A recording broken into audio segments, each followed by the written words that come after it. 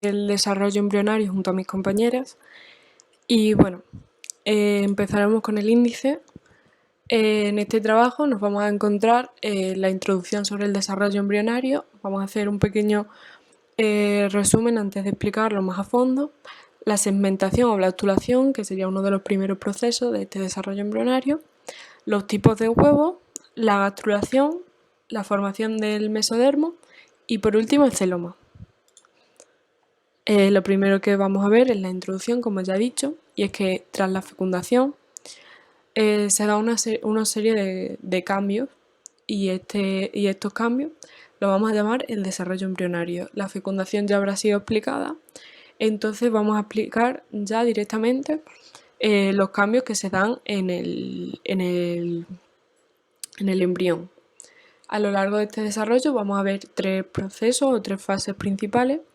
La primera es la blastulación, después encontramos la gastrulación y después por último la organogénesis.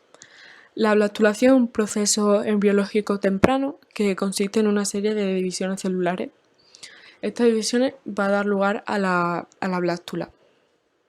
Después la gastrulación es un proceso en el que la blástula se transforma en gástrula. Y ya por último, la organogénesis es un conjunto de cambios en las membranas de los embriones que van a dar lugar a los órganos.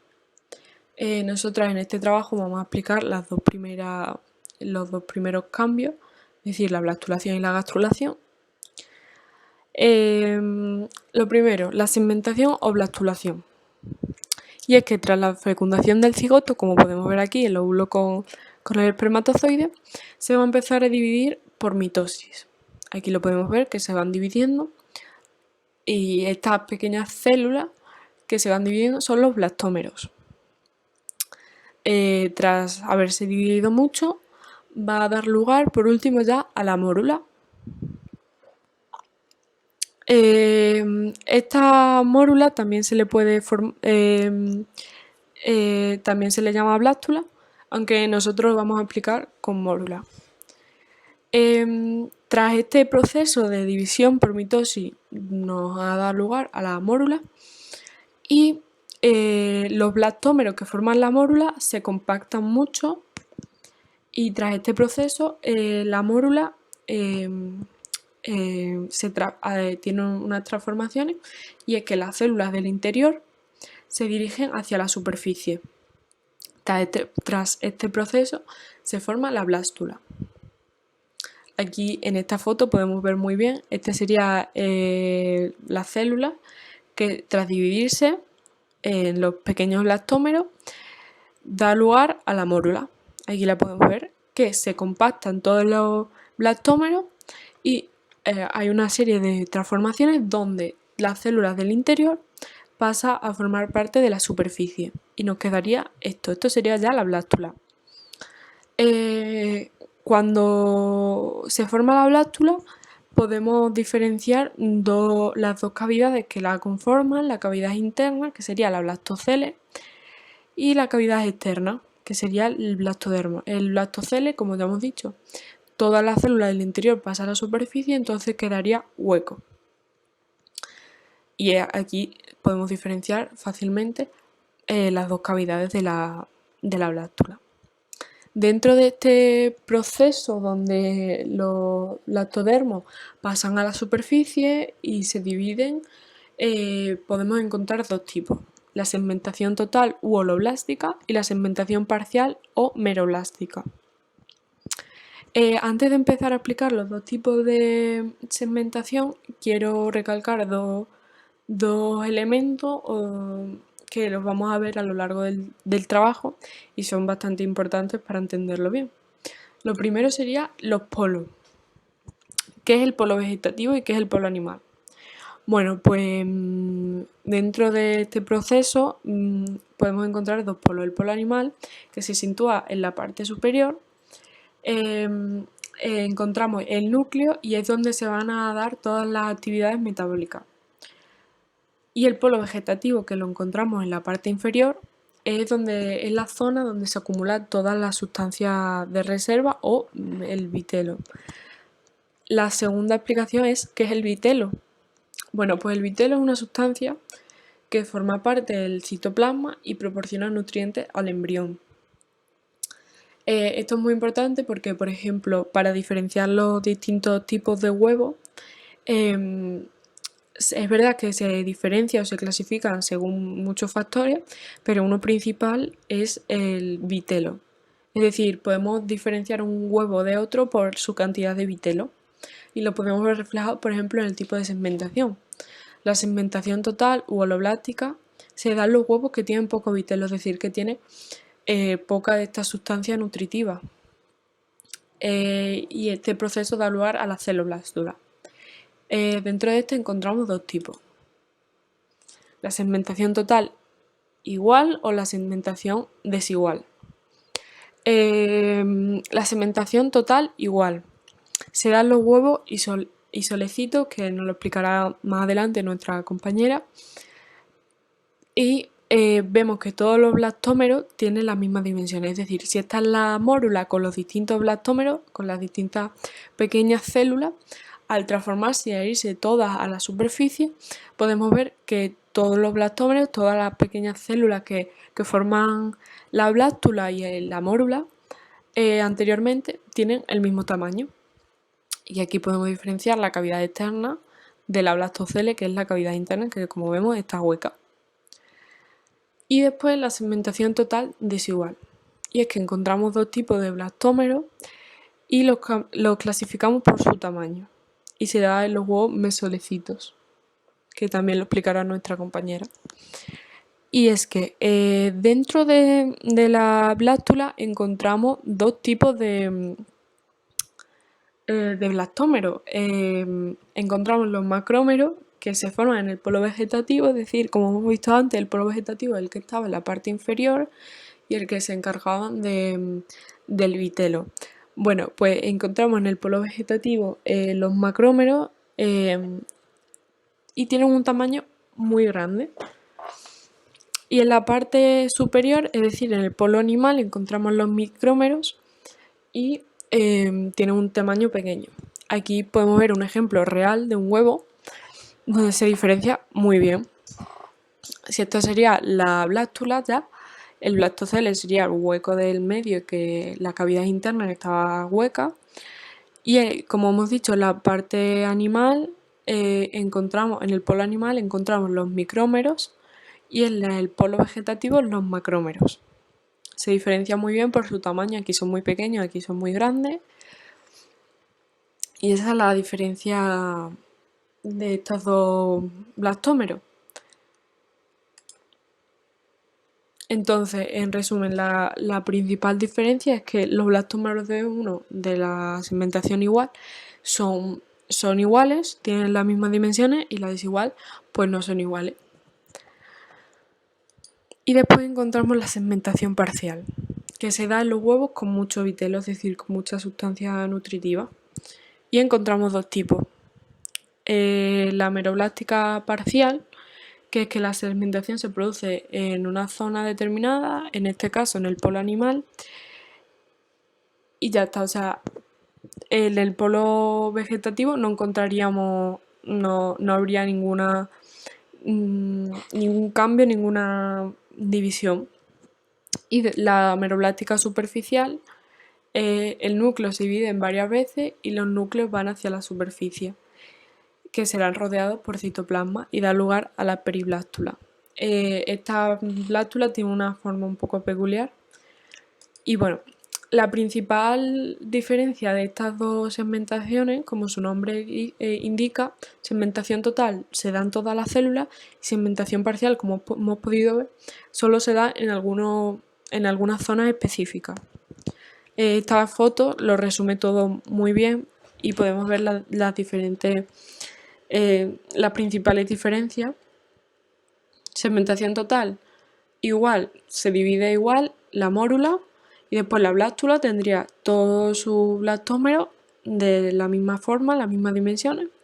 Segmentación total desigual, igual, se divide. Esta sería la mórula, y podemos diferenciar después ya en la blástula como los blastómeros que se encuentran en la parte, en el polo vegetativo tienen un tamaño más grande que los que se encuentran en el polo animal. Y ya por último, la segmentación parcial discoidal y la superficial. La discoidal solo se da en el polo de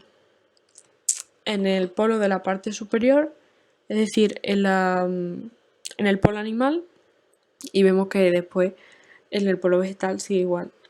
Y la superficial vemos que se van hacia los núcleos se dividen y quedan rodeados de citoplasma. Aquí lo podemos ver fácilmente.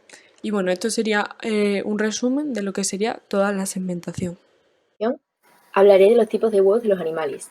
Podemos hacer una clasificación de estos según la cantidad de vitelo, que es la parte del citoplasma del cigoto que contiene elementos nutritivos, como pueden ser los lípidos o como pueden ser los glúcidos, y además depende de la distribución del vitelo. A partir de esta distribución y de la cantidad de este se formarán los distintos tipos de huevos. En primer lugar, encontramos los isolecitos. Este tipo de huevo posee un escaso vitelo repartido de manera uniforme. Son característicos de los cnidarios, equinodermos y de algunos mamíferos. Son de un tamaño muy pequeño, además de poseer una segmentación total igual. En esta imagen podemos observar cómo el vitelo son esos pequeños puntitos repartidos a lo largo de todo el huevo. Por otra parte, tenemos los mesolecitos o heterolecitos. Este tipo de huevo posee mayor cantidad de vitelo, que se distribuye de manera desigual y tiende a ocupar una zona conocida como polo vegetativo, con algunas sustancias nutritivas que se encargan de nutrir al animal, y el resto del huevo es conocido como el polo animal. En él está situado el núcleo. Además, posee una segmentación parcial, es característico de algunos anfibios. En la imagen vemos cómo en el polo vegetativo está repartido el vitelo y en el polo animal se sitúa el núcleo. Por otra parte, tenemos los telolecitos. Este tipo de huevo posee una gran cantidad de vitelo, situada en el polo vegetativo. Además, el núcleo está desplazado hacia el polo animal. El núcleo lo vemos aquí en el polo animal y el polo vegetativo relleno de vitelo. Por último, encontramos los centrolecitos. Este tipo de huevo está caracterizado por tener el citoplasma situado en la zona periférica y tener el vitelo y el núcleo situado en la parte interna. Los insectos se caracterizan por tener este tipo de huevos. En esta imagen hacemos un resumen de los diferentes tipos de huevos. En primer lugar, los isolecitos, un escaso vitelo, repartidos de manera uniforme. Los heterolecitos, vemos cómo en el polo vegetativo está situado mayor cantidad de vitelo y el núcleo está situado en el polo animal. En el caso de los telolecitos ocurre lo mismo. El núcleo está situado en el polo animal y el vitelo está situado en el polo vegetativo. Y por último, el centrolecito, encontramos características como que el citoplasma está situado en la zona periférica y el núcleo y el vitelo en la parte interna.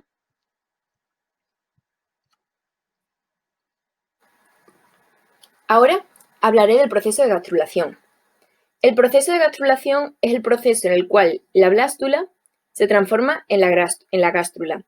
Consiste en la migración de los blastómeros, un tipo de células que forman la blástula, que originan dos capas. Una capa externa, conocida como ectodermo, de la cual hablaremos ahora, y otra capa más interna, conocida como endodermo, de la cual hablaré a continuación. Además, se forma una cavidad conocida como arquénteron. En primer lugar, hablaré del ectodermo. El ectodermo es la capa más externa, se encargará de formar parte de las paredes que constituyen el espacio que rodea el embrión. A grandes rasgos, del ectodermo se diferencia para formar el sistema nervioso de los animales, además de algunos tejidos de revestimiento. En esta foto vemos como la zona rosa fucsia es el ectodermo. El endodermo. El endodermo es la capa más interna, se encarga de formar el aparato digestivo y el aparato respiratorio. Como vemos en la imagen, el endodermo es la zona amarilla y está situada en el interior. El arquénteron y blastoporo. Bien, el arquénteron, o también llamado gastrocele, es una cavidad embrionaria que se forma durante la fase de gastrulación y se encarga de formar la luz del tubo digestivo, que se abre al exterior a través del blastoporo. Y bien, el blastoporo es la apertura que se forma en el arquénteron durante el desarrollo embrionario de un organismo. La distinción entre protóstomos y deuteróstomos está basada en la dirección en la que la boca se desarrolla en relación con el blastoporo. El blastoporo formará uno de los orificios del tubo digestivo, o bien la boca o bien el ano. A partir del proceso de gastrulación, se hace la división de animales entre animales ciblásticos y animales triblásticos. Los animales ciblásticos. En estos animales, su desarrollo embrionario acaba aquí, es decir, solamente poseen dos capas germinativas. Son los cnidarios y los poríferos. Además, su cuerpo tiene forma de saco y rodea una cavidad interna que hace de tubo digestivo. Aquí, en la imagen de la izquierda, tenemos la imagen de un cnidario, que como bien se puede ver, tiene el cuerpo en forma de saco y está rodeando la cavidad interna.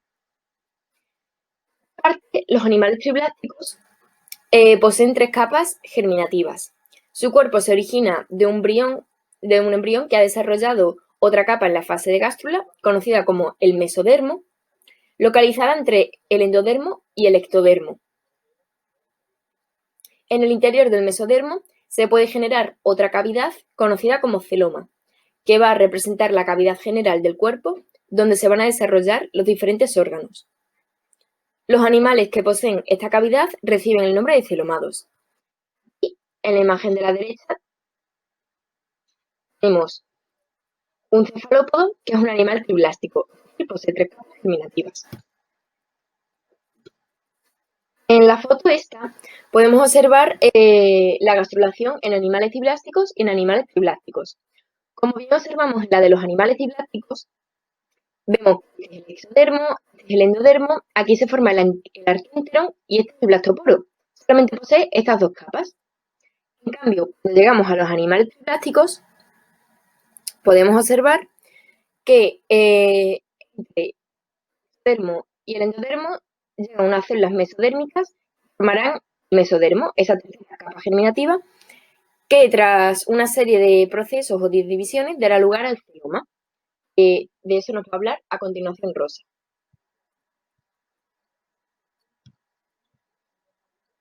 Voy a hablar sobre la formación del celoma y del mesodermo. Podemos encontrar dos formas para que se formen el celoma y el mesodermo. La primera forma es la esquizocelia. Esta consiste en que el mesodermo se forma a partir de las células que se encuentran en los bordes del blastoporo y estas migran hacia el blastocele.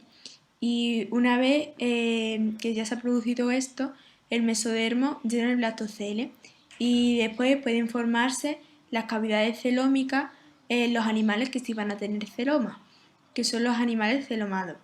O no se van a formar las cavidades celómicas en los animales que no tienen celoma, que son los acelomados.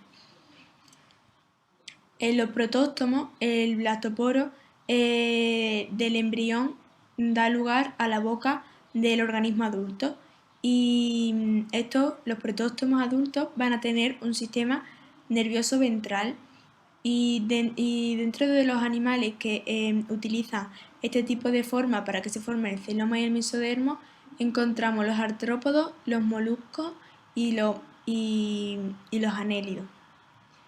Y voy a mostrar una foto sobre los animales protóstomos. Este sería un ejemplo de animal protóstomo.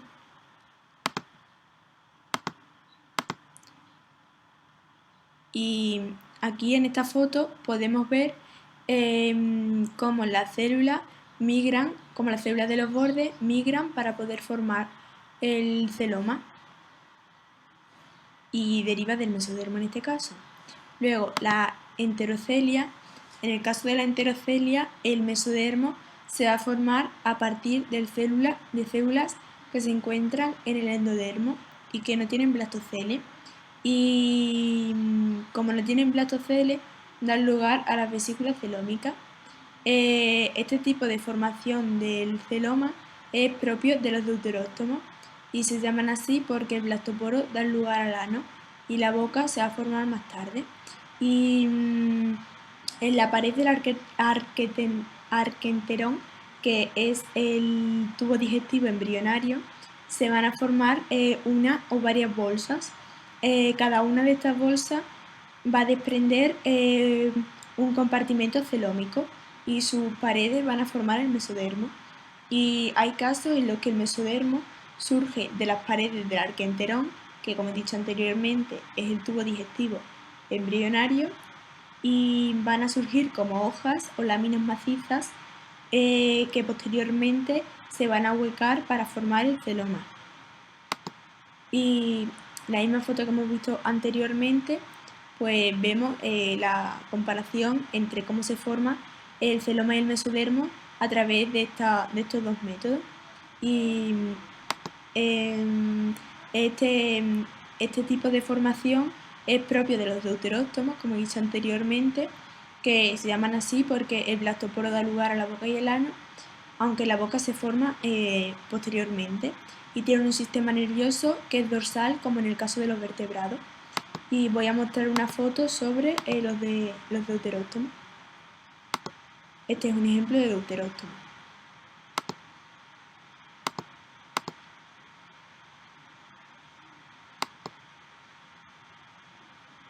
A continuación voy a hablar sobre el celoma. El celoma es una cavidad que se encuentra en el organismo de los animales, que está rodeada por el mesodermo, que como he dicho anteriormente, cómo se formaba. El celoma lo podemos encontrar en la mayoría de los animales, pero en una gran parte de ellos es reducido o inexistente, porque dentro del celoma, de esta cavidad, se van a encontrar los órganos. Aquí podemos ver una foto con las distintas partes del celoma, como pueden ser el pseudoceloma, el endodermo, las capas musculares que coinciden con el mesodermo, que van a rodear al celoma, la cavidad intestinal, como hemos dicho anteriormente, que va a ser reducido porque van a tener los órganos de los individuos, y pues, en este caso encontramos la cavidad intestinal. Y la capa más externa sería la epidermis. Según los animales posean celoma o no, podemos encontrar los animales acelomados, que son aquellos que no tienen celoma porque el mesodermo está invadido totalmente por el blastocele, y esto ocurre en el caso de los platenmintos. Y aquí podemos encontrar un ejemplo de una foto de un organismo acelomado. Y luego también encontramos los pseudocelomados, que son aquellos que tienen un celoma falso que procede del blastocele y que no está cubierto totalmente por el mesodermo, y esto ocurre en los nematodos. Voy a poner a continuación una foto sobre los animales pseudocelomados. Aquí encontramos un animal pseudocelomado que tiene un celoma falso.